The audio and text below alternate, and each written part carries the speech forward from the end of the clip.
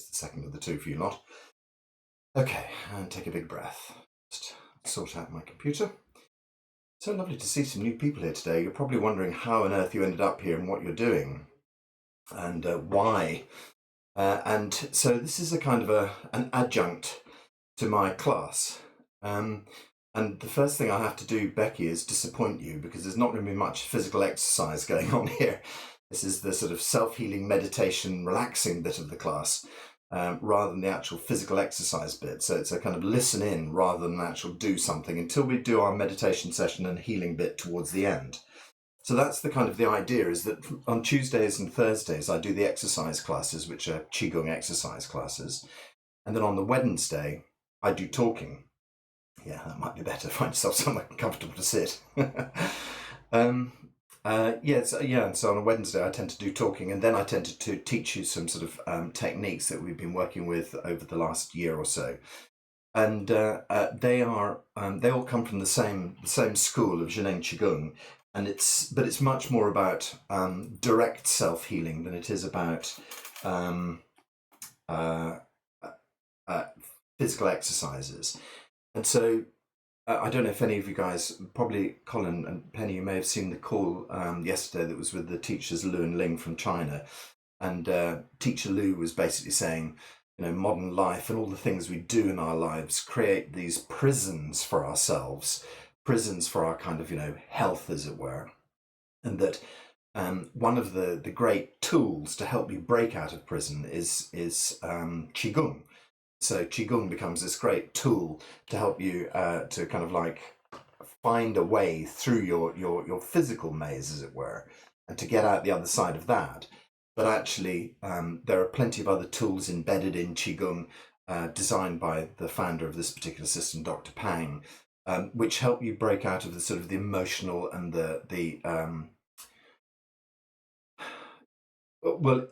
directly the emotional problems, but there's also, the sort of idea that behind all of these, there's this kind of, spiritual connection that may or may not be functioning for you, and you may or may not know about, or you may or may not be interested in.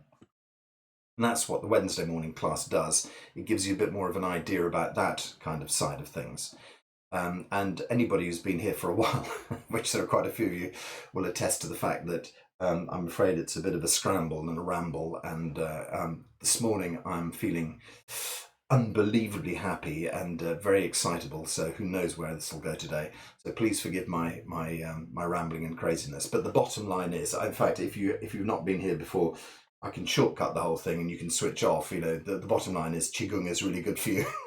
That's where it always ends up. It always comes around 1,000 different pathways and it ends up with the same answer. Qigong is really good for you. So, but I had a kind of an inspiration this morning when I was wondering about, where this talk might go, and realizing how overexcited I was feeling. It's probably the fact that I've been fasting for 2 days. And I'm thinking about lunch, and I've probably had too much caffeine. But there's also an underlying excitement as well. And I was kind of thinking to myself, how could I, knowing that there's going to be a couple of new people on the call, I was just thinking to myself, how could I possibly explain to people how did I get here? The great Talking Heads line, how did I get here? And it's that, how did this all occur? And I tried to track back and wondered about it, and it was a very sort of obvious start. Good, I'm glad Alan's agreeing with me there. So Alan's just written, we're singing from the same song sheet when it comes to Qigong. Good. He's also a convertee and a long-time journeyman in Qigong. But just to highlight, there is a little chat box which you can flick up and add conversation into. If you want to add comment to my rambling, please go ahead. Yeah, so the bottom line was, how did it get started? And I had a very sort of toxic job working in the City of London, which was all sort of, drink, drugs, alcohol, late nights, bad habits, everything you'd think of. And had to find a way to escape it. And I just found that I was, working incredibly hard.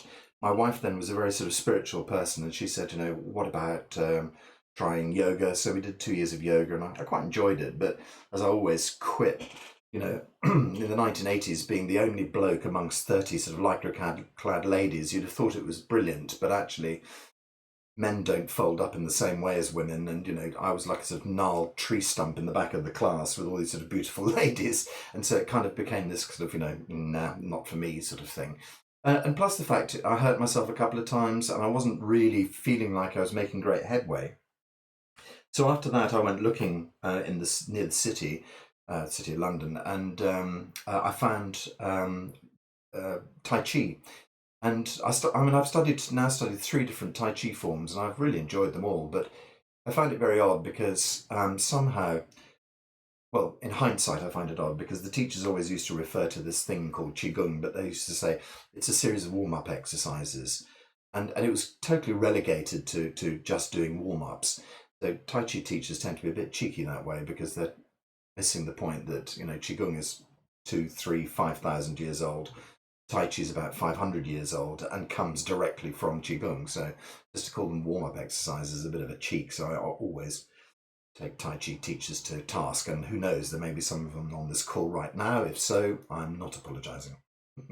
I unapologetically say, bar humbug, no such thing as warm up. It is the basis of all Chinese medicine. I love Tai Chi, but I found it actually too tense, would you believe? You spend hours and hours sort of like with your hand like this, and then someone comes along and goes like that, and you think, what, really? I like the underlying kind of functionality of Qigong. It makes a lot of sense to me, that you can actually get under the hood of exercises and understand, through an understanding of Chinese medicine, why these things might work for you, why they might help you. And so for me, the practicality of Qigong, I know Tai Chi can be very beautiful, and I appreciate that.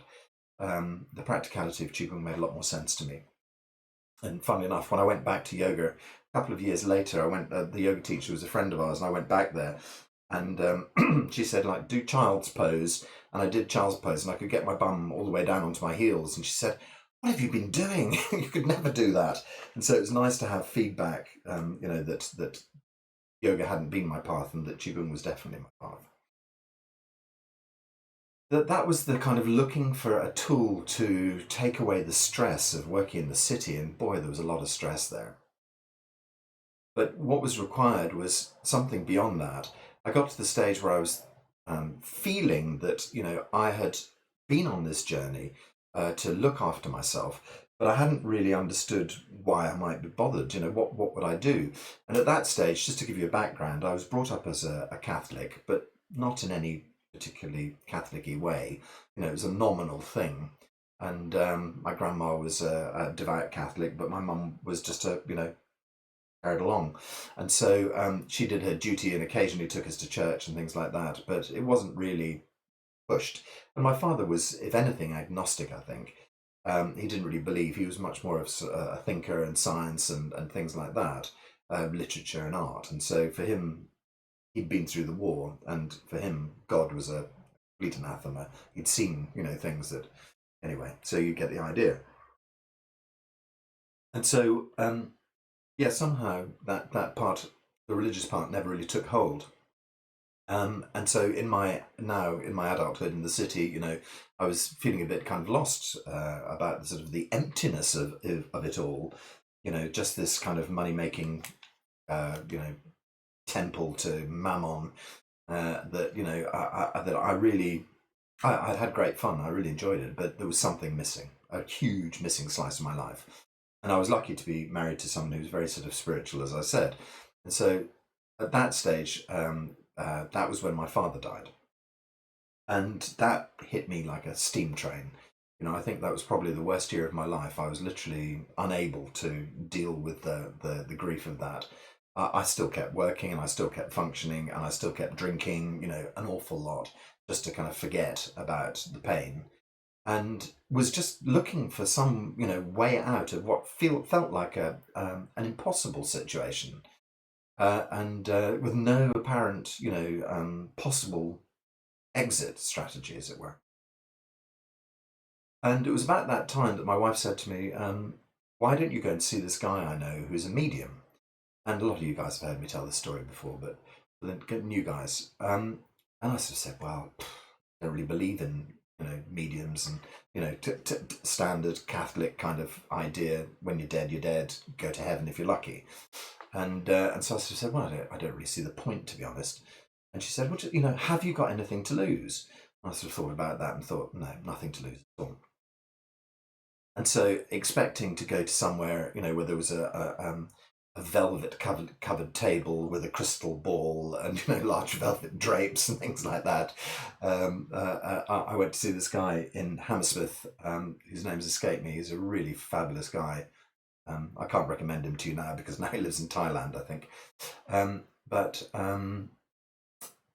yeah, his name's escaped. That's funny. Anyway, yeah. So I went and arrived in a beautiful modern flat, airy springtime, windows open, and sort of a breeze blowing through, and a bloke who looked remarkably like me and put me at ease instantly.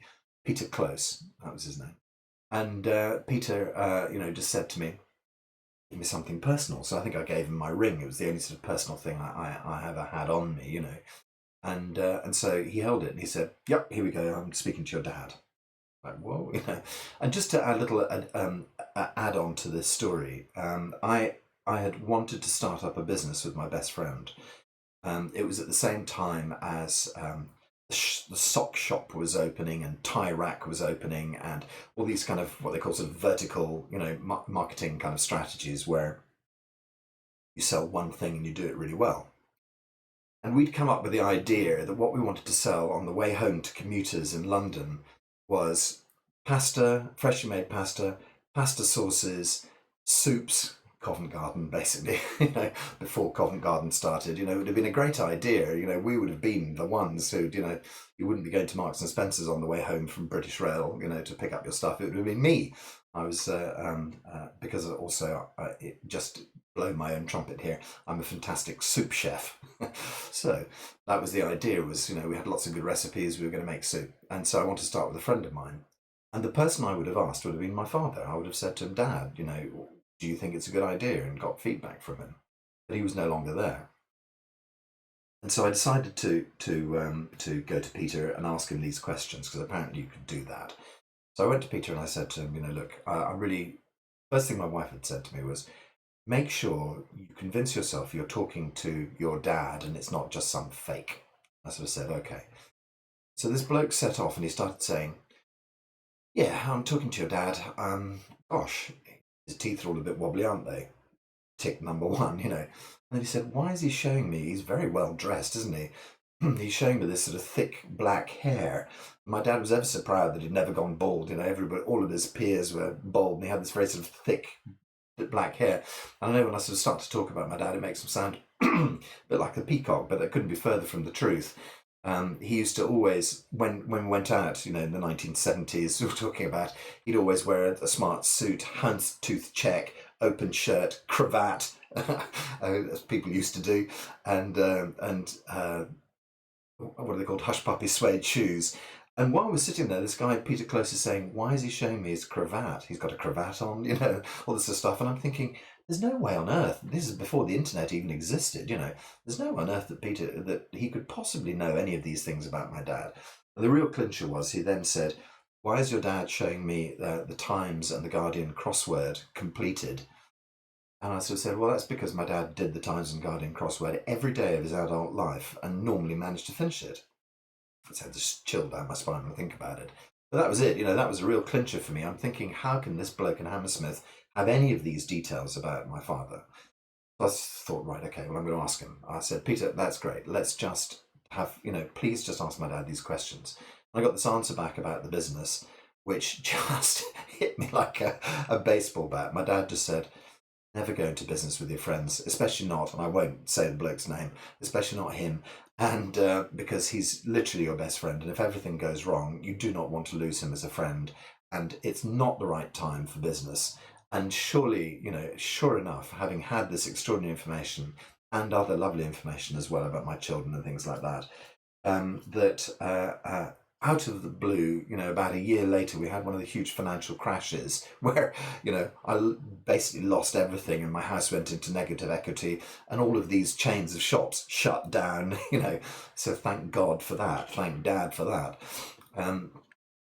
I walked out of that flat in Hammersmith and I sat in my car and I cried for an hour. I'd never, I mean, it felt like the whole thing just released on a level that I'd never experienced. An emotional release so strong, so powerful.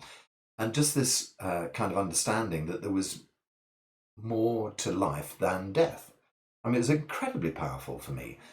So at somewhere, at some level, some energy level, some information regarding my father's lifetime had still existed. How fantastic! And I thought to myself, if I ever need to do that again, I can always ask my dad. And then, sure enough, not sure enough. Sorry, that's not the right sentence structure. I found that I never ever did that again. It was just something that had been such a perfect moment, but it had opened a door for me and led me to think, wow, what's this all about?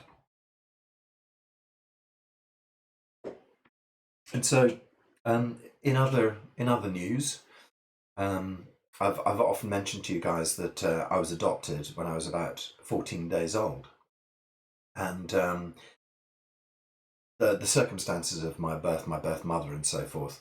That I was my family, my birth father, who you've just heard about, and my adopted father, who you just heard about. I couldn't have been born into better circumstances. I had a fantastic childhood. I was extraordinarily lucky. It was beautiful. But I was always aware in later life, I have always been aware in later life, that the circumstances behind that must have been very difficult for my birth mother. There must have been, there are sort of, I think, six in Chinese medicine, there are 6 sentient months in the womb where you pick up all the vibes of your mother. And then, of course, there were sort of, 2 or 3 weeks of complete instability when there should have been nothing but love and cuddles and, that sort of stuff. There were 3 weeks of sort of complete instability in my first days as a child. And so I was aware of the fact that, there must be some sort of payage, there must be some sort of debt to be paid somewhere along the way from from this, but I never felt it.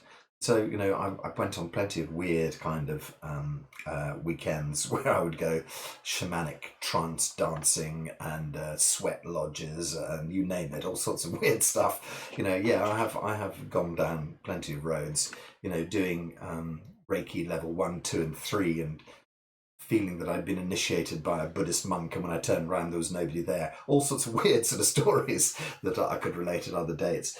But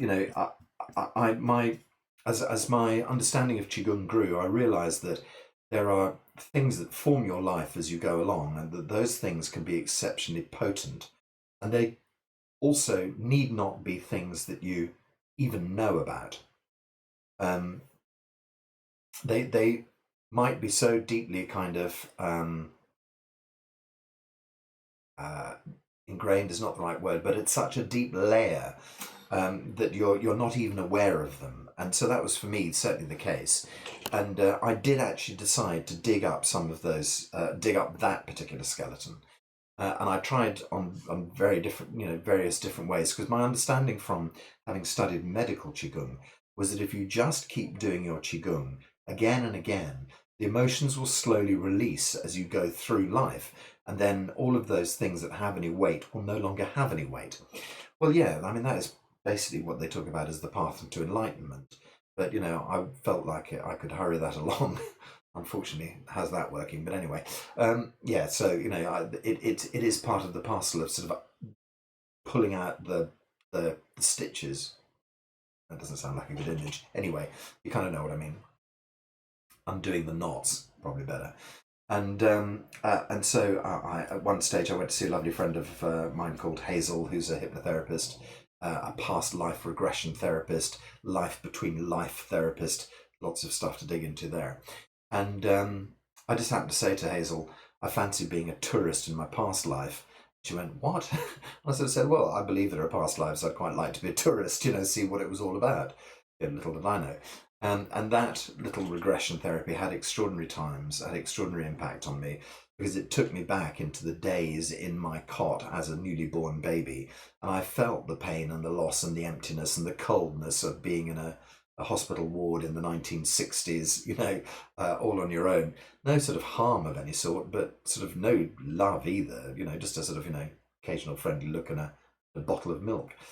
And so I was able to access that and feel the pain and understand it at a really root level. And that helped an awful lot. It was a huge release for me.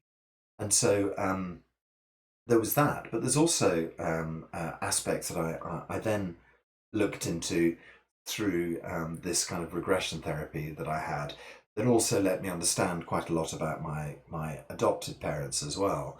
And there's something that if you come to me for therapy, you'll often hear me say, well, you might hear me say, is that people who were brought up with Victorian parenting, and I think that, my generation is probably the tail end of it, but that Victorian parenting was a thoroughly decent set of parents who knew really loved you, but rarely would ever say so, and then a sort of a gentle layer of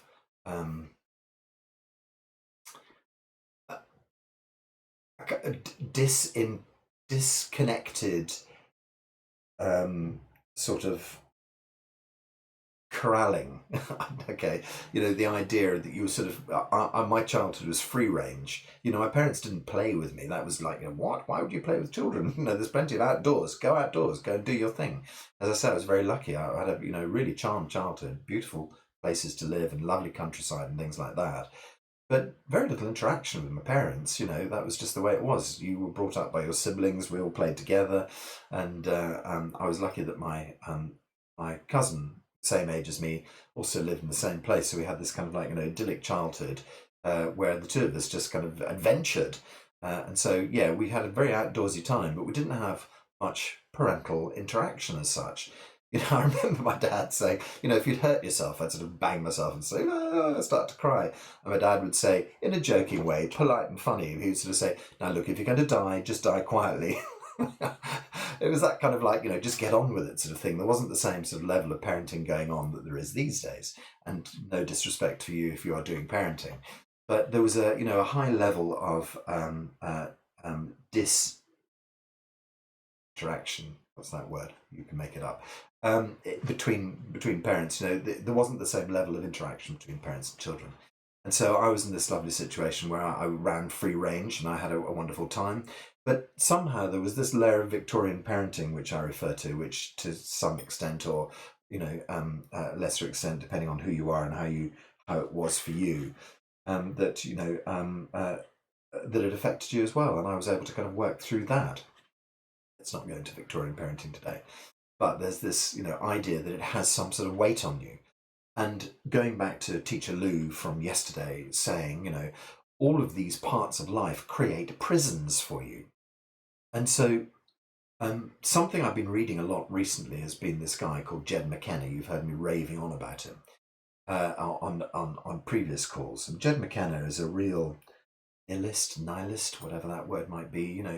He's also writing from the perspective of an enlightened being. And he basically sort of, wants to burn the world down. It's a fascinating thing to read. But he basically sort of says, all of this is shit. Everything is shit. You're just caught up in a complete virtual simulation of the real world. You kind of end up believing these things about the real world, but in fact, you're just asleep in this kind of herd mentality where it's much, much easier for us to not look at the tough stuff. It's much easier for us just to go through our lives, la la la la la, to our deaths, and then if you believe in reincarnation, we go around again, la la la la, and another try, and do you evolve? But he's sort of saying, his kind of point is that there's much more to be done in life. You really need to try to become what he calls an adult. And so he basically says, and I'm sorry we're going down the same old material. He keeps on saying, if you look at somewhere like Parliament, those people have never progressed beyond the playground. You're looking at a bunch of 9 to 12-year-olds who have never got out of that. They've got grown-up bodies, they've got big muscles, they've got bigger sized brains, but they've not evolved. They're still fighting the same playground arguments that they have been all of their lives. And so he sort of says, the few people who manage to get beyond that, his image is that, you start to search, you start to look, and then you find gurus, on a call like this. And I keep on saying to everybody, don't believe a single word I say. You have to work this out for yourself. I am not the answer. I'm only just at one signpost of about 1 million signposts. You are the only person who can figure this out for yourself. All I'm saying is there is something to figure out. Then you have to work out the rest of it yourself. So, okay, so here we are at this stage where Jed is kind of saying there are so many kind of spiritual gurus. He's saying there's a massive amount of people who are totally asleep. And then there's a small segment of people who are kind of waking up-ish. But they think that they've got to the top of the mountain, and all they've actually really done is arrived at the map center at the car park of the mountain climb, and there's lots of sort of gurus there, and there's lots of interesting people who are doing the same as them, and it's a great party, and they end up just staying there for the rest of their lives. And he's saying, but there is a path that leads up through the woods to the top of the mountain, a peak, and a really tough uphill journey. And he said, most people sort of, eye it and think, okay, this is great here, being in this spiritual party. I'm sure this is probably the answer. I'm just going to stay here. So his just sort of suggestion is that actually, these people are not managing to kind of progress themselves. They still kind of like end up in this situation where they are on their spiritual journey, and it's much easier to stay on their spiritual journey rather than to actually push themselves any further and actually push themselves through to where proper enlightenment might lay. And I think that's probably where I stand. It's terribly easy for me to go round and round the Qigong pond again and again. But it was fascinating for me yesterday because I was on this call with my teachers, Lu and Ling. And as I say, I'm not sure if any of you guys came, but I listened to their story, and they have also had to do kind of what I'm doing today, which is to go back to the beginning of their kind of spiritual journey and start to to explain for people, because there were a lot of new people on that call. And I was listening to their story and I was thinking, wow, the interesting thing I'm really hearing about this call is that I have taken an awful lot of information in the last 10 or 12 years of working with them. And I realised that I'm still going round the information plug hole. I'm still kind of going round and round and round the same circle, because it's terribly easy just to spend an awful lot of time talking about about spiritual practice, and not actually doing the spiritual practice. Well, I'd just like to say, I am also doing the spiritual practice. I do spend time sitting on my mat. I do spend time standing and relaxing into Qigong and trying to go really deep with it and trying to find out, what lies inside. And I do want to flag up for all those who are listening that it was about about 2012, 2013 that I hope I coined the phrase intronaut rather than astronaut. I was going to be an intronaut and I was going to journey to the depths of myself. And publish that in a paper in the hope that I might be the first person to coin the phrase. We'll see in years to come if that cuts any ice or not. Did I actually manage to become the first intronaut? But better than that, rather than saying it, did I actually manage to do it? So there's the big crux of the matter, Talk, talk, talk. What about the practice?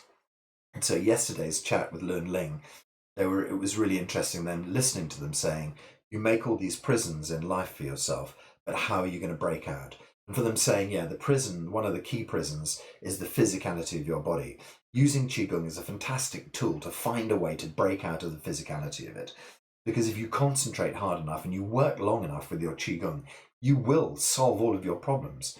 I've seen myself 40, 50, 100 people who have done it, who I've actually met and seen themselves cure themselves of, radically powerful problems, just to small things as well that have been, irritating life issues that they've managed to break through. But then, of course, you read about Dr. Pang, and you find there are hundreds of thousands of people who have cured themselves in the same way. And in fact, fortunately, he was at it longer than I was. Or I have been, and he has a much better track record than I do. I'm just trying to work on that now. However, watch this space. We'll get those numbers up very soon. So The prisons you make, break through it with Qigong. What about the emotional prisons we've made for ourselves? What about the story I've been telling you about my own emotional life?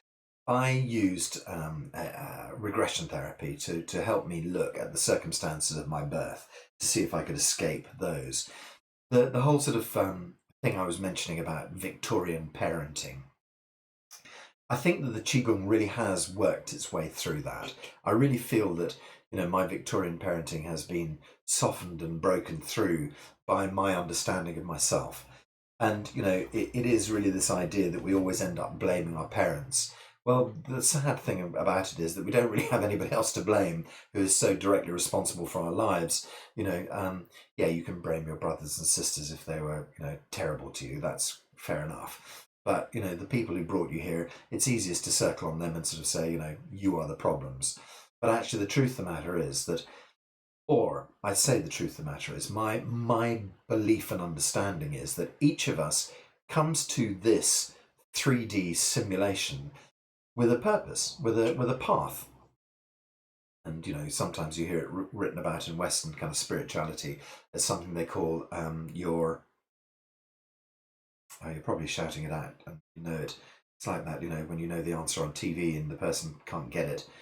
It's some sort of spiritual contract. Can't completely remember now, but the idea is that each time you recycle through life, you try and work a little bit further forward on the sort of the treadmill, and each time you come to life with a sort of a further challenge to be met, and either you make it or you don't make it, and if you do make it, then your next challenge comes up, that kind of thing.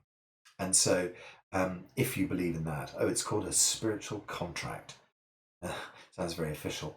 That apparently you come to Earth with a spiritual contract, and the truth of the matter is that your parents are just conduits into this life, and that you choose a connection with them to, push your buttons and to make you learn and all this sort of thing. So actually, the truth of the matter is you should really be thankful to all of the people around you for their part in your play. And Jed talks a lot about this. It's this whole sort of story about Plato's cave, where you imagine that you're the film, that you're kind of like in a cinema and you're strapped into the seats and you're watching the film. You become so absorbed in the film you believe you are the film. You actually can't turn your head around and see who else is there or where the projection's coming from. So it's this kind of idea that you're actually part of this extraordinary 3D experiment, this 3D projection, which has been projected by the universe. Call the universe what you will.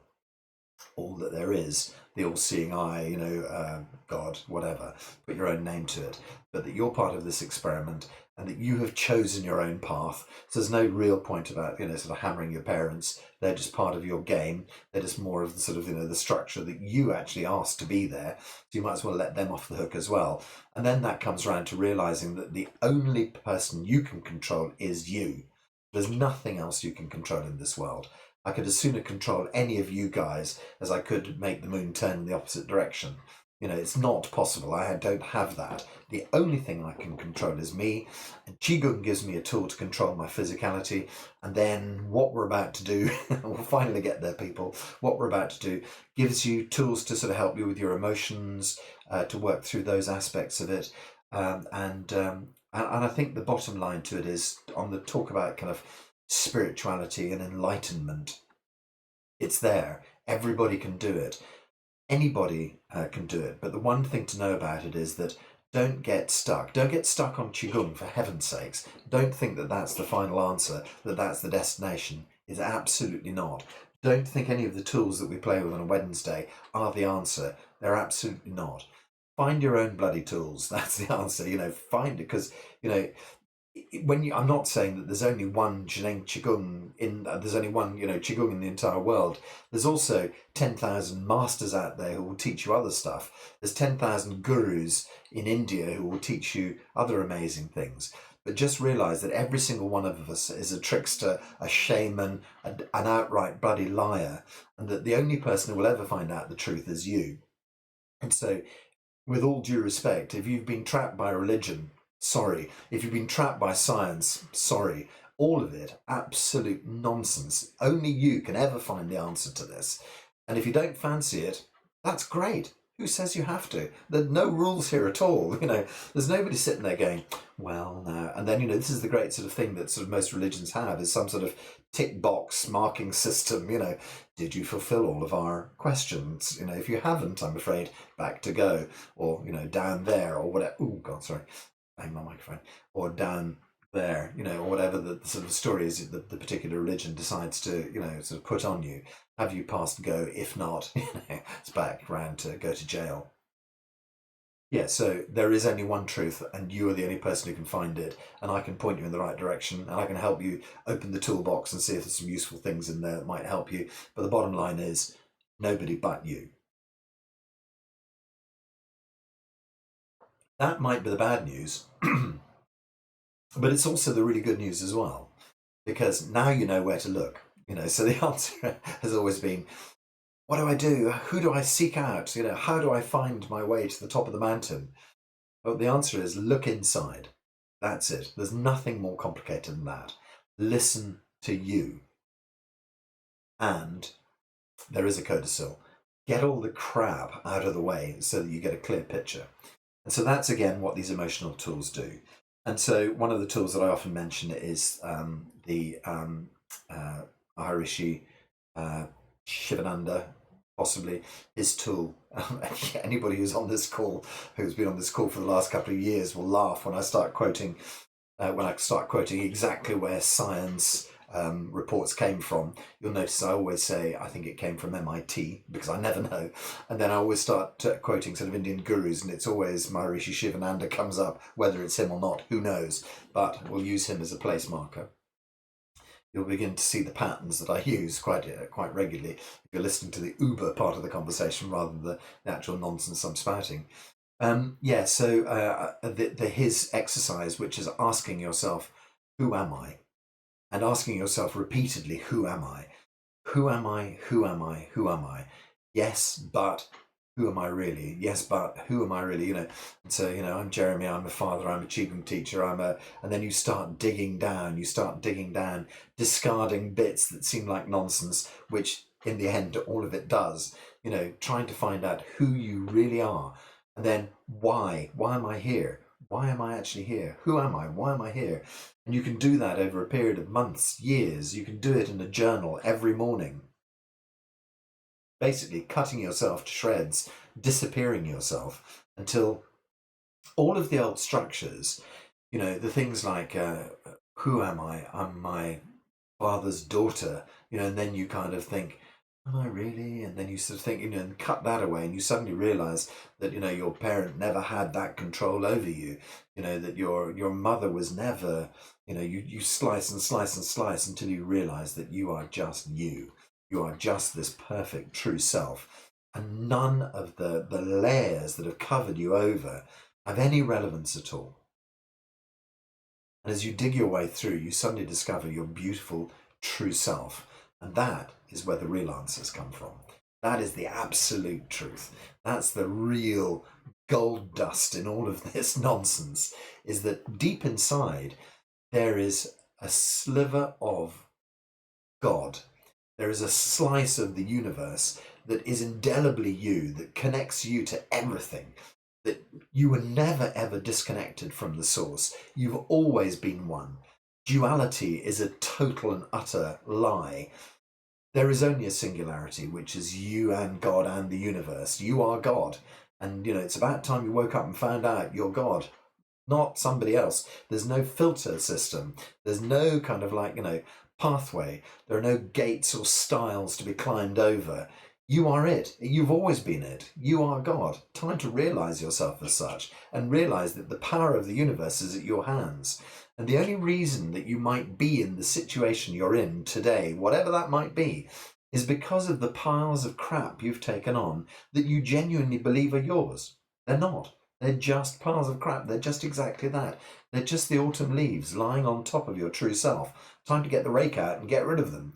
get a good look inside and find out who it is who's really driving this extraordinary machine in this extraordinary virtual reality. You are the driver of the most powerful mechanism in the entire universe. You just haven't the slightest idea. It's like being asleep at the wheel, people, and being drunk and drugged as well. There's a sort of a really weird sort of set of circumstances that have put you here. But I'm here to tell you that you can break through them. You can find the path. Phew. Sorry about that. Hopefully that's something you've heard will make you think. What is he talking about? Let me go and look at that. And if it's only if it's only picking up the map that leads to the base camp before you get to the mountain, that's fine. If it's just a thing that'll make you sort of think, well, in that case, I better get in my car and start driving. I better start walking on this journey. That's great. And if you came here wanting to learn something about Qigong, sorry, that happens on a Tuesday and Thursday. That'll be fine. Don't worry. We'll do more exercises during the week. So what happens what on earth happens on a Wednesday? I tend to go off on one. Unfortunately, that's more or less seems to be dwindling, seems to be dying down. And then what we do is we use a couple of tools. Oh, I hit the microphone several times. Then what we do is we use a couple of tools. And the thing that some of you guys were with us on the Saturday and Sunday course that we ran. I'll just put in some shameless ambient advertising. We'll be doing another day like that on the 25th, Sunday the 25th of May. And what we basically did was we did some exercises in the morning, then we had a sort of a genuine talk where people were allowed to talk as opposed to one of these where I just deliver the inside of my head to you. I apologise for that. There's a genuine talk where people are allowed to sort of ask questions. Then we do some more exercise. We do lift you up, put you down before lunchtime. And in the afternoon, we take the subject we've been discussing to pieces.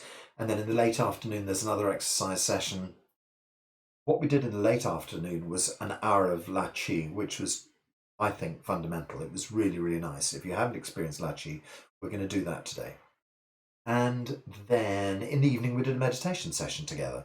So it's kind of like, we called it an online retreat, but the nice thing about it was you got to do your own cooking. You slept in your own bed.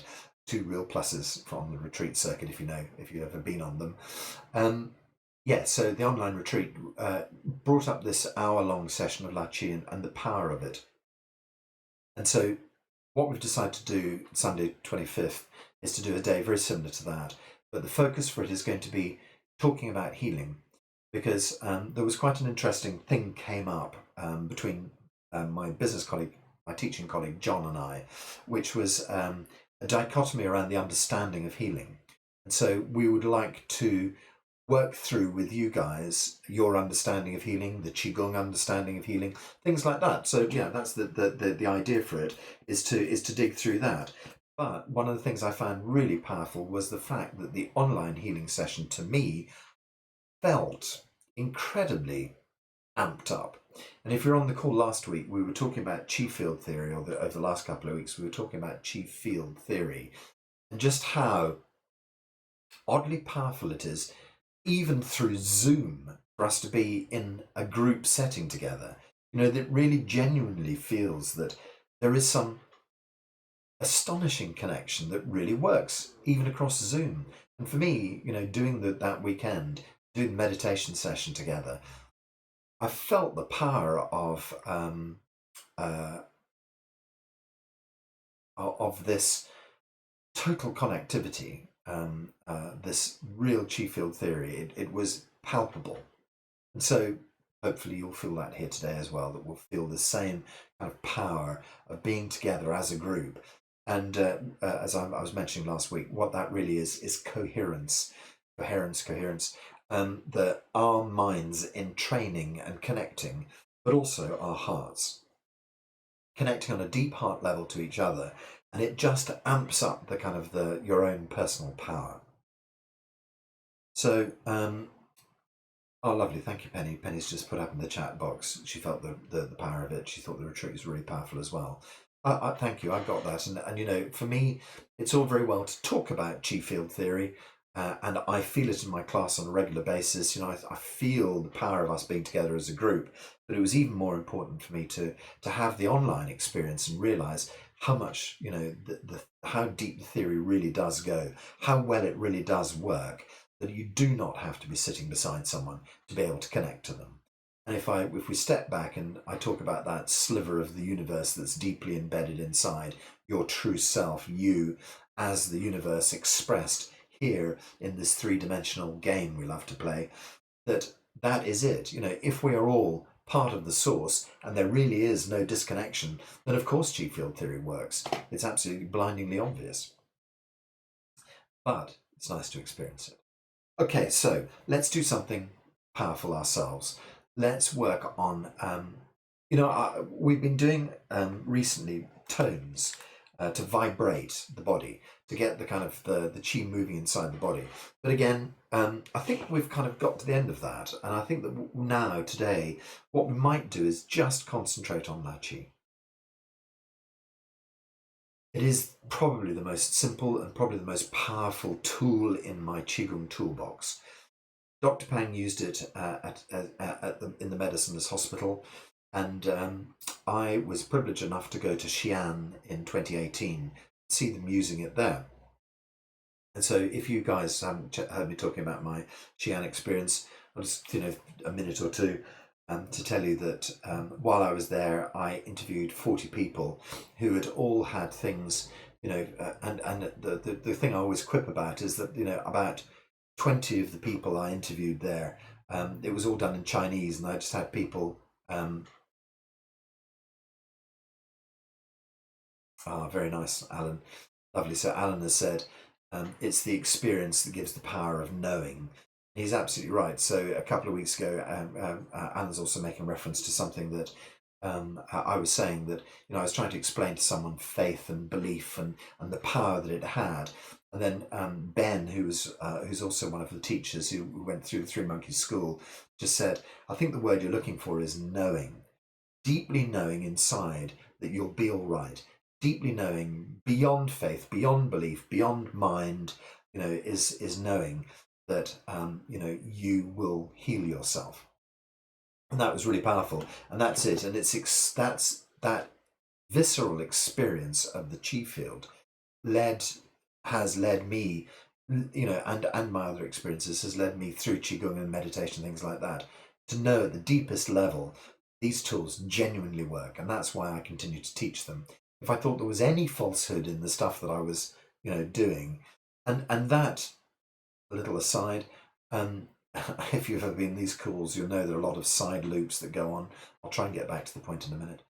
As a little aside, I, having been to Peter Close and had the channeling with him, talked to my father, who had, passed over a year beforehand, then come to the conclusion that there's more to death than meets the eye, there's more to the universe than meets the eye.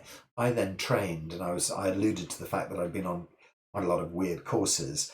Some of them were learning how to channel, to become a channel myself. And so for a few years, I also allowed information to flow through me as a conduit and spoke to people, helped answer people's questions in the same way that Peter had done. And so, people would come to me and say, can you tell me about my life, what's happening with my job, whatever, and I would just meditate and allow the stream of consciousness to flow. I stopped doing that because it was hard for me. First of all, it was hard for me to believe that it was true, which is always the problem with channeling, is that you don't believe that you are able to access information on behalf of someone else. When you finally get over that, and the way that happens is that people give you feedback, after, a couple of weeks or whatever, you can email people and sort of say, hope you're okay. You get these emails back sort of from people saying, that was incredible. The information you gave me changed my life. Thank you so much. And I think, well, blimey, was that me? Well, it wasn't me. I know it wasn't me. It was somebody, I was just a conduit. But I couldn't help but feel that every single time I did that for someone, that there was some layer of my own personal filtering my own personal judgment system that was getting caught up in their information. And that's why I gave it up, because I felt that there wasn't a total honesty in it. Yeah, I mean, it felt like maybe 80% or 90% of what I was giving people was true, and that, 15 or 20% of it was me. And so I thought, well, there can't be any use for anybody if that's happening, my judgment coming through. So I stopped doing it. Simple as that. It didn't feel like it was 100% clear. Even if it had been useful to people, it still didn't feel like clarity. So, as an aside, another aside, loop number 27, I now do readings from the I Ching, and the I Ching seems to provide a clarity that doesn't allow for my filtering. So, as I always say, I do readings on behalf of people for I Chings. If you have a big question, you don't know which way to go, you need an answer, you could always ask me. Just saying, because I use it for myself, and in those moments where I have absolutely zero idea where I'm supposed to be going, I do a reading for the I Ching, and it just puts up a flag, a signpost. And most recently, I mentioned I wasn't sure about my mum, and she lives up in Scotland, and should I bring her down here? There's all these kind of issues about what I should do with how I could help my mum. And having come through 27 logical ideas, the answer lay in the I Ching. I read it, and exactly what I thought. It gave me the complete opposite, total opposite, which had been in the back of my mind all the time. And I sort of thought to myself, thank God for that. At least I've done this. And I had to go back to my family and say, I was really hot on this idea. I'm afraid I've done 180 degrees. I'm not hot on it anymore. They kind of went, what? And then I explained to them, and they know me, know how crazy I am. But it felt like really clear, positive guidance for me. So that's the bottom line, is I've taken myself out of the equation, and I use this tool because it feels like much more clarity. Right, so there's that. And promised to go back to that thread and seem to have lost it. Okay, so let me just sit for a moment. I'll have a sip of tea and see if I've finished rambling.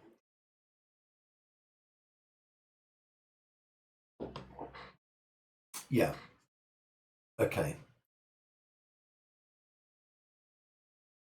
Very good. Where did you learn to use the I Ching, Alan? Yeah.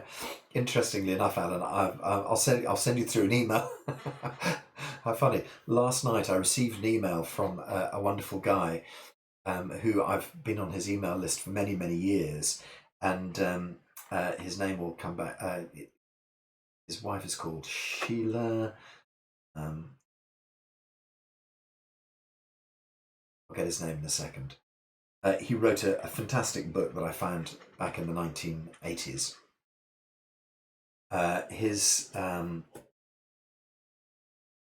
He's called Richard. I'll get his surname in a moment. You can see the cogs turning. But of course, being that I've soaked myself for the last more than 30 years, I actually wrote in an email to him last night trying to describe who I was. I was saying to him, I can't remember having read a book that didn't have something to do with China, Chinese, Qigong for 30 years. I gave up sort of reading thrillers and things like that, and I just started studying China. That allowed me still to read things like White Swans and stuff like that, because they're still about China and China culture. But I've been just I'm not allowed to read outside of my zone anymore. I don't know who's stopping me, but I'm kind of like so plugged into it. And he came across my path because he's a Feng Shui master, and he wrote a fantastic book which is called The Meanderings of a Feng Shui Man in the Year of a Wood Rooster. And I looked at that and thought, what a fantastic title, what a crazy title. So I read that, and I read about Richard's trip to China and about his kind of Feng Shui. And the reason I actually started reading about him was that I'd been, one lunchtime eating my sandwiches in front of the TV. Don't eat your sandwiches in front of the TV. Do mindful eating, people. I'd been eating my sandwiches in front of the TV, and Richard came on, and he was on one of these property programs, and they'd, as a sort of a jokey section, they'd said, and now these property people have asked a Feng Shui man to come and look around the house. And I was utterly fascinated He's called Richard Ashworth. And so his book's really funny, lovely book. And I thought, here's another whole branch of Chinese, anyway, so cut long story short, for years I've been thinking to myself, I really love to do, he does a thing called Bazi, and Bazi is your yearly Chinese horoscope, effectively, and you work with him. But it's quite an expensive thing. I think he charges like £300 or £500 or whatever to do a bazi with him. Or maybe it's not as expensive that. But what he does is he does a course where he can teach you to read your own signs and so forth. And I think that's £500-600. And I've often thought to myself, one day I'll study with Richard Ashcroft, because I'd love to learn how to do all of that. He does another thing as well. He'll come to your house and do your feng shui for you. I should be known. I think it's probably feng shui. I'm studying my Chinese, and I should know that better. But you can also learn to do feng shui with him. Studies as one of his students, and that's an expensive, £3,000 or whatever. And then out of the blue, an email turned up last night, and I was just reading it through, and it said, would you like to do a one-day course with me to learn more about the I Ching? And I thought, whoa, bingo! So that answers your question, Alan. It's coming up on the 27th of June. I'm going to try and do it. It's £100 if you sign up by the 30th of April. I'll pass the email through to anybody who's interested. I would like to refine my I Ching skills, but I've long used it and enjoyed it and found it to be a very powerful tool. And as I say, it feels like it's taken the judgment, my personal judgment, out of it, and it gives me a clearer channel to the information I'm seeking. Big questions answered much more easily.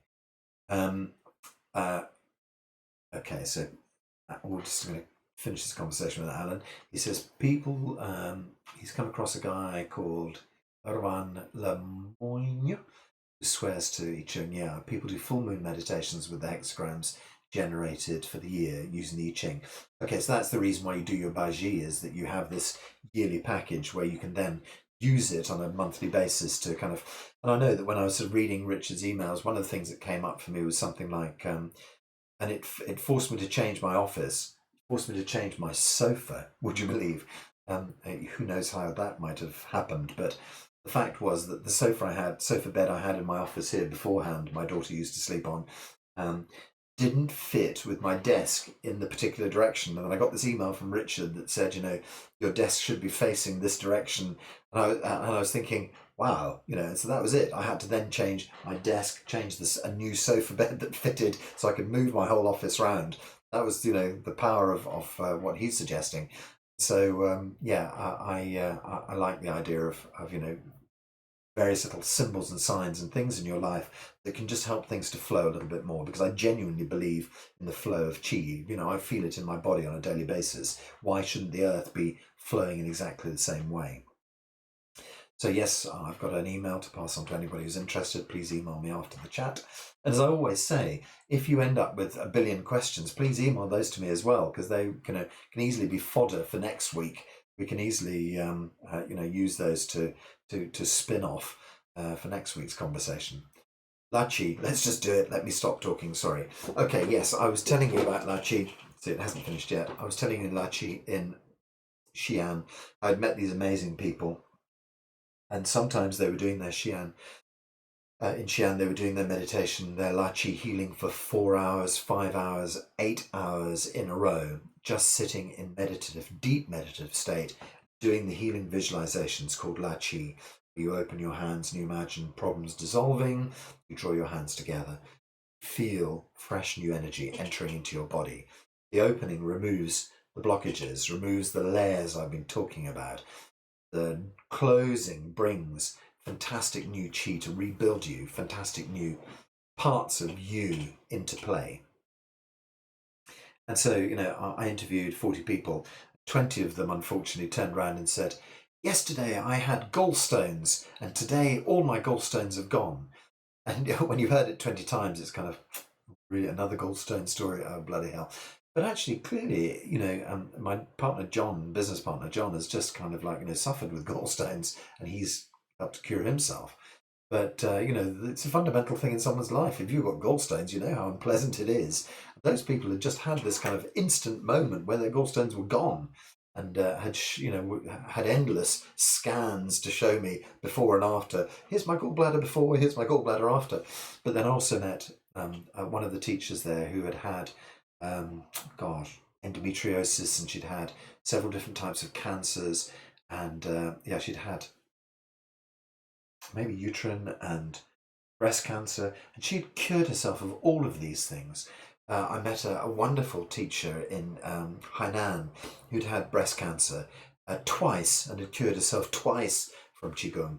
You might say that's careless, but she'd cured herself the first time and then it just felt so amazing. She'd gone back to her normal life and had not really paid attention. And then it had just come back again. And then she cured herself a second time, then realised, yeah, okay, now I really need to change my life. I need to change every aspect of my life. So she had been a very powerful businesswoman, and she just gave up everything and decided to practice Qigong. When I met her, she'd been in Hainan for 3 years, having walked away from everything. I believe she'd walked away from her marriage. I think she'd walked away from her family, her home. She basically said, quite simply, people, if I don't do this, I'm going to die. If you want to trap me in that, then so be it. But if you want me to live, I have to go and do this. And that's it. She had just given up and gone away. She spent 2 years in Hainan, to my knowledge, practicing every day, simple diet, simple life, totally cured, and became one of the most powerful teachers. Wow, she was amazing. She used to do standing meditation for 4 hours at a time. Just extraordinary, deep, powerful, beautiful woman. Anyway, so the extraordinary classes where they just do La Chi non-stop for 4 hours.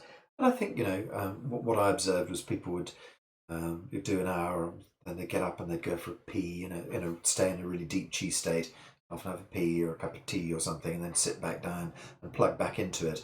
So there was a core of 100 people at a time in this extraordinary Chi field. It felt palpable when you walked into the room. You could, almost felt like a healing walk into the room. And people just sort of filtering in and out, and lovely old folk there who would just nod off. You could see they'd just be fast asleep in the Chi field, snoring away for an hour, and then wake up and carry on and do La Chi and La Chi. Just beautiful. And a stream of people walking out of there who had healed themselves. Simple things, but also from extraordinarily powerful things too. So there we are. It's already 10:05. I normally try and finish at past. So that gives us 25 minutes to do a La Chi session today. So let's just do 25 minutes of it, and just to flag up, 27th of May, 25th of May, whatever it is, the Sunday around there, we'll do an hour of it. Who knows? We might do more. Okay, so how does La Chi work? You are the universe. We've discussed that. You are God. Discussed that. You have to dissolve yourself. You are Chi, right? And the universe is Chi. You have to let go of all these bad stories. Bad. No such thing as good and bad. We put our judgment on these things. Everything is just what it is. You may think your life has had 1,000 cuts and you've been drawn to this terrible place, but that's just the interpretation you put on it. Take, I don't mean to be insulting, but sort of like, take someone who's living in a slum in Delhi and then look at your situation and think, yeah, there is always worse, So it's that kind of thing, It's we lead pretty charmed lives, albeit exceptionally complex lives in the West, and so the Western layers of problems are not the same as where am I going to get the next bowl of rice from kind of problems. We have a delightful problems, but problems they are nonetheless. That we choose to allow them to to padlock them onto our lives. Now is your opportunity to see them for what they are, undo the padlock, and throw those chains away. You don't have to be padlocked into this problem anymore. So let's lose them using La Chi. You don't even have to really rationally know what they are. Just you might just today decide to think about the emotional problems that harness you, the emotional problems that have brought about illness. You don't even have to know what they are. Just see them dissolving out into the Chi field. Do you need to move your hands? You don't even need to do that. If you're prepared to use a visualization of you completely dissolving at the deepest level out into the Chi field, don't have to use your hands. If you want to move the hands, it just sort of, gives you sort of a more of a physicality to the whole thing. But don't even use them if you can't. If you're too, if you're too tapped out at the moment, don't use the hands. Just imagine, as you use your breath, perhaps, just imagine everything dissolving out into the chi field. Bring your hands back together. Don't bring back the old you. What would be the point? The whole point of this is that we're unpeeling the layers of nonsense that you've collected through your life. We're trying to break the herd mentality. We're trying to escape from the chains that have held us. Why would we bring back the same old crap? One of the keys to Zhineng Qigong is to not to focus on the problem you've had. Because every time you say to yourself, tumor, you're reinforcing the idea of tumor. Every time you say to yourself, problems with my birth, you're reinforcing the problems with your birth because they are problems. You're giving power to them. So now if I'm thinking about those times, unfortunately I feel I've gone past them and I feel I've broken them down. I can now talk about them without any power. But if I were to think about that, I would just think about young baby Jeremy, and I would just think about dissolving any of the situation around my birth. I would just think of it as wider terms as that. Let all of that go, then bring back into place perfect, happy, healthy me. All the emotions perfect. So you see what I mean? Don't delve too deeply. You don't have to get into the absolute nitty-gritty. What we're doing is allowing perhaps an entire system in your body to dissolve, bringing back a perfect working body. We're dissolving a relationship, dissolve a person, a whole person. Let your dad finally go. Bring back in an amazing, energetic replacement. Just to say, and as I often do, your brain doesn't really have the slightest idea if any of this is true. It's just a kind of, unit inside your head, and it gets fed information by your eyes, by your ears, by your nose, by your mouth, by your touch. But those are all electrical impulses, so your brain doesn't really have any way of proving that any of this is real. So if what you're doing now is bringing back the perfect childhood, bringing back the perfect father, your brain doesn't really know. It can't detect truth in that. Why not just do it? Just bring back in place of the problems you had something perfect. That's it. You get the idea. We'll use the recording of Dr. Pang. He just says Kai and her. Dr. Pang, really Chinese. Kai means open, her means close, and we just go along with it. Just allow yourself to dissolve. Open, bring back great new energy. As mentioned, it's much deeper than just open and close. It's dissolve into the background. It's, become one with the universe. Then just allow all the amazing universe energy flow back into your life. So, people, heal yourself right now. Don't defer it till next week. If I keep doing this for a month, I'll be better. No. Now. Right now. The roots, dissolve them. Here we go. See what Dr. Pang has to say. So there's Dr. Pang saying Kai. Hopefully you can hear that okay. And that's him saying her, which is close. So just sit comfortably and get into the rhythm of this. Problem starting to dissolve. Brand new placement chi. Is open.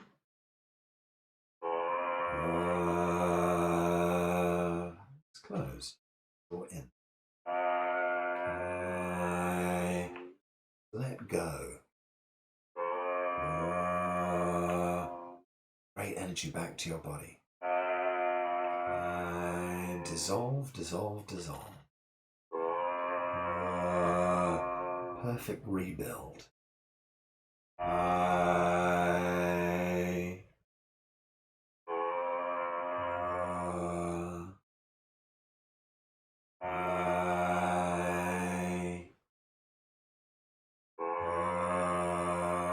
can say it out loud or do it in silence.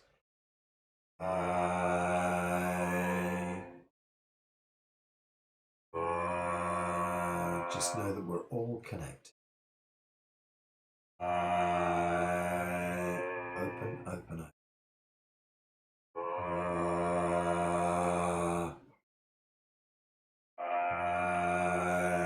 I help to open and dissolve you. My chi pours into your life. You help to open and dissolve me. You bring great fresh chi into my life. So this is a communal healing. We all support each other.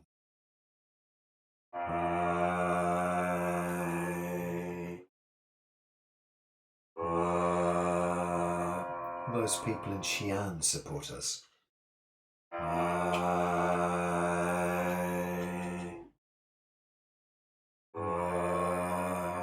The millions of people around the globe support us.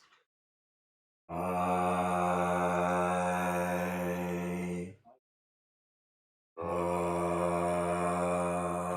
the teachers.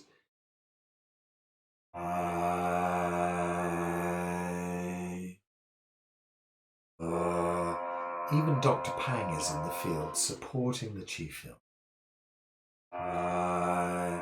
You help dissolve all of their problems. They bring great Chi back to you. You let go and dissolve out into the universe. Dr. Pang's Chi, everybody's Chi flows into you.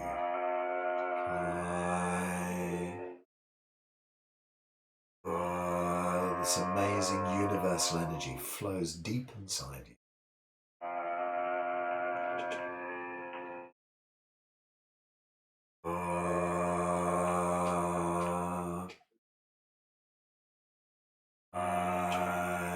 Letting go today like you've never done before. Energy pours into the root of your problem.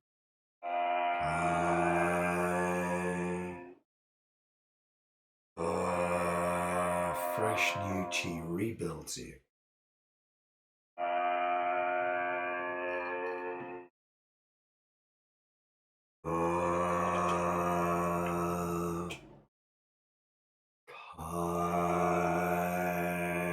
Open, open.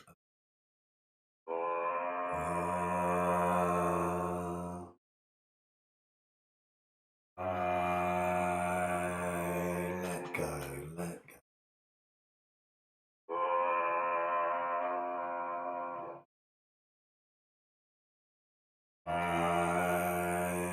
Feel the universe open.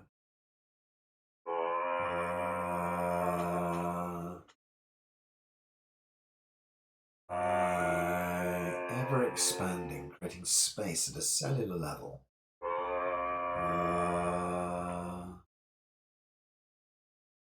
Opening to the universe, become vast and open.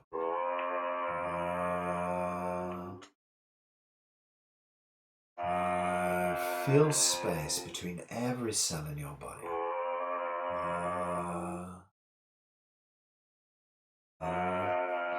Feel yourself truly as the entire universe. Open, open, open, open.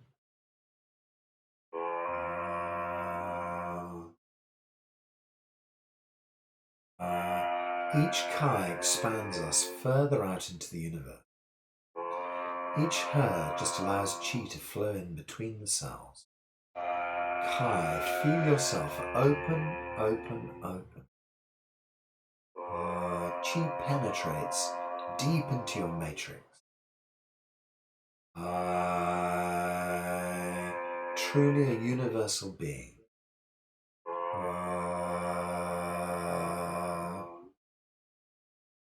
Kai allows you to experience yourself as God.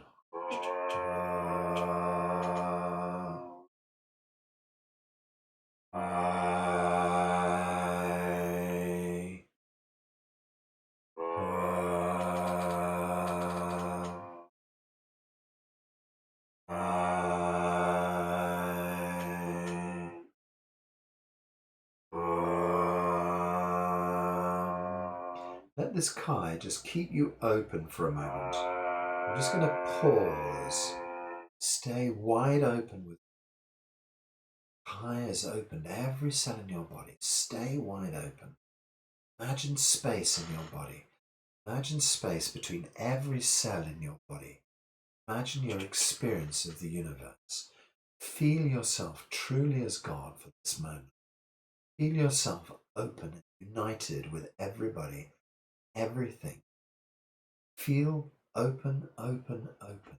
Dissolved at the deepest root level.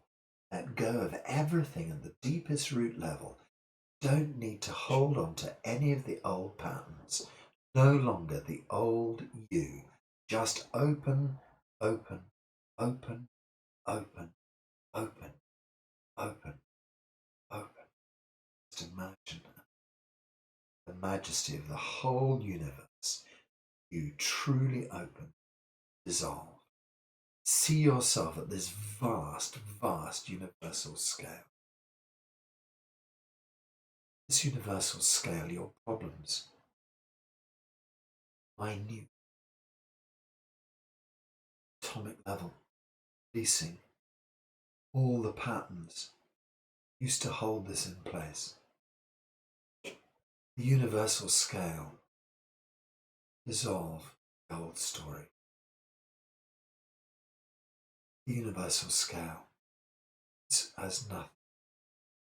The universe can take all of your problems and more, and allow them just to dissolve into nothing. Feel how open person you genuinely feel. Your mind open and dissolved out into the universe as one with. Feel your body dissolve, every cell open, every space open, muscles and bones and sinews open, truly open.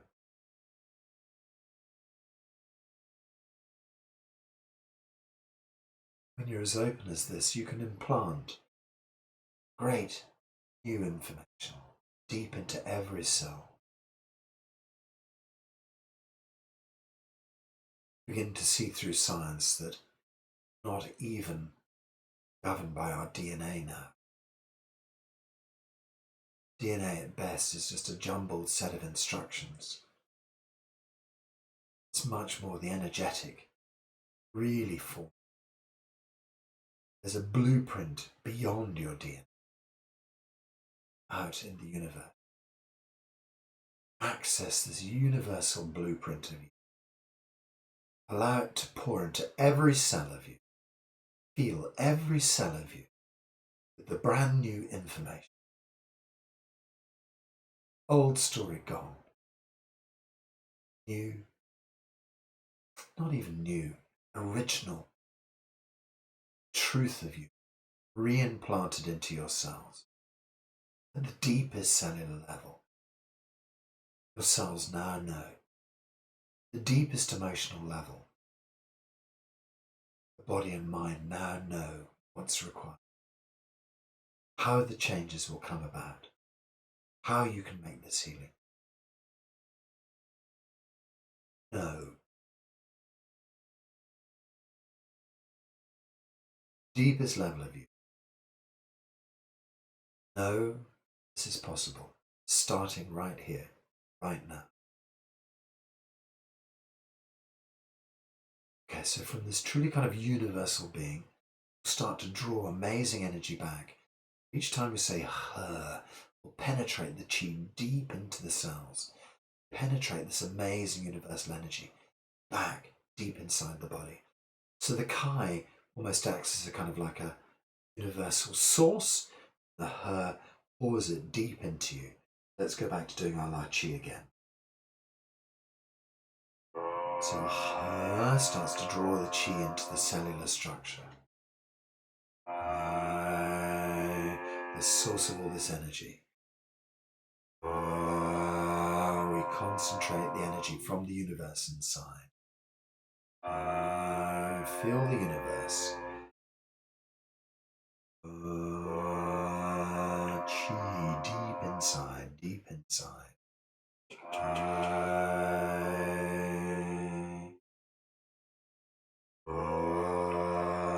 Deep inside, deep inside. Universe. Closing chi deep into the body.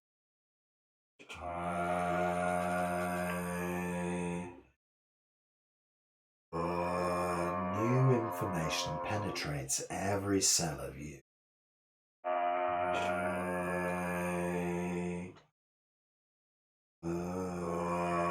Flows the chi deep inside.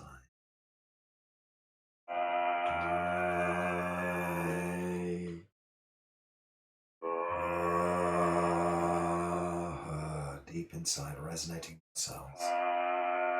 Feel the universe. At a cellular level, rebuilding. Pure energy. Pouring into you, cellular, deep, deep. Feel the universe.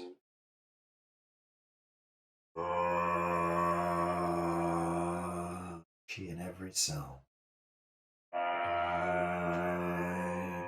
Starting to see the whole body as perfect. Locking the chi into this 3D.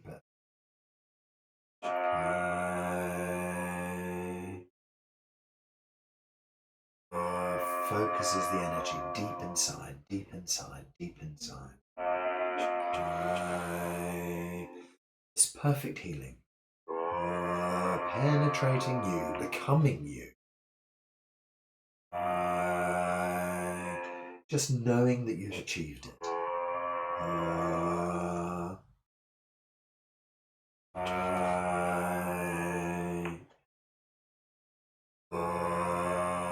Let's just gently drift with Kai and Her.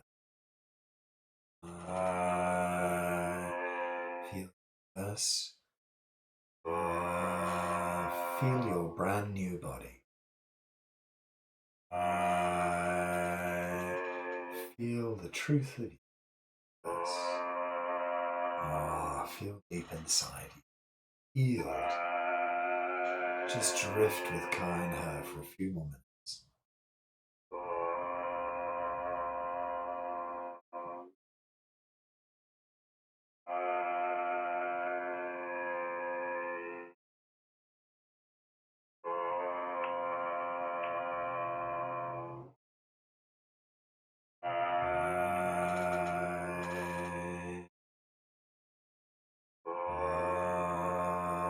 Let's do a couple more.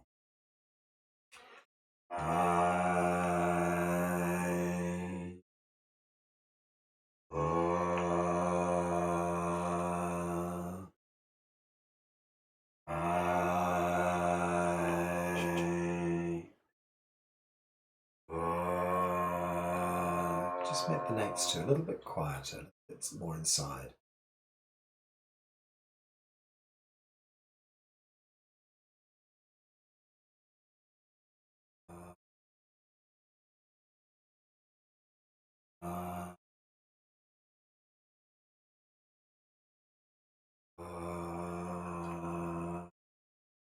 Just do the last two in silence inside your body.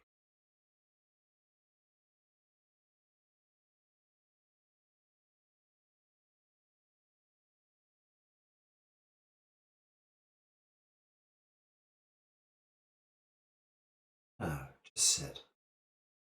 Sit and see every cell of your body in perfect working order.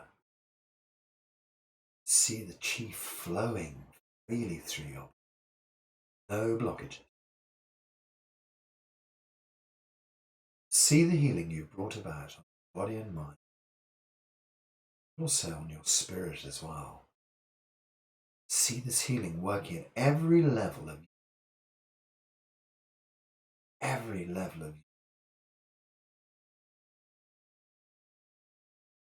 Sometimes the physicality takes a little bit longer to catch up with the spiritual and the emotional. Absolutely know at the deepest level that it's already working.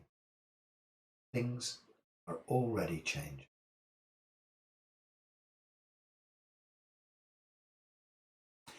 Just think on this. Sometimes the changes you wish for, things that you push, turn up in totally different ways. So just keep an open mind. Just allow this healing to be real, be here, be now. No expectation. Just know you've done a fantastic job. Everything is working. Everything is in motion. Hold no preconceived ideas. Just let it be. And it will be.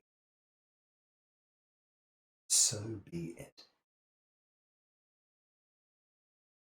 Right. Okay, so let's just gather our hands back to lower dantian. You put one hand on the belly. Generally left hand first for guys, right hand first for ladies. The other hand covers. Just hold your belly for a few moments. Just hold this cheek deep inside. Feel the chi deep in your belly. Lower dantian supports this healing throughout your whole body. So feel chi in your spine, up your brain, up into your brain. Feel chi in your neck and shoulders, arms and hands, spine and ribs, backbone, tailbone, pelvis and hips, thighs, knees, calves, ankles. Just know that you have this amazing chi. Just know that your body is open and everything is possible. Just know that you can make this healing true, real, here and now.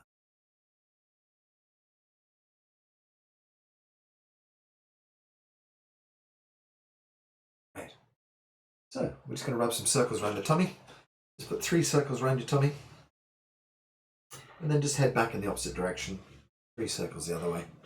And that just kind of brings us to a nice kind of closing point where the body feels like it's done work and it's kind of like, settled itself.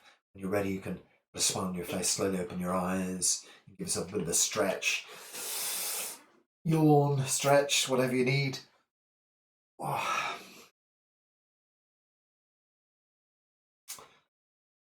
There we are. That's what happens on a Wednesday. Not always. It's different. Sometimes it's very similar. Sometimes it's different. Let's hope there's one little nugget there that might have made you think, ooh. Right. Very lovely to be with you people. I'm off for another appointment. Get myself a cup of tea and then get another appointment. So I'm going to send you my love and I'm going to say that we all have to say Hao La to finish off. So Hao La means everything is good already, everything is sorted, everything is already fixed. So what I'm going to do is I'm going to kind of unmute all the microphones. Whether you've got a microphone or not doesn't really matter. We just put our hands in the air and we say Hao La to affirm that everything is good, everything is has worked. So we're all unmuted. Okay, so put your hands up in the air like a sort of stick up video.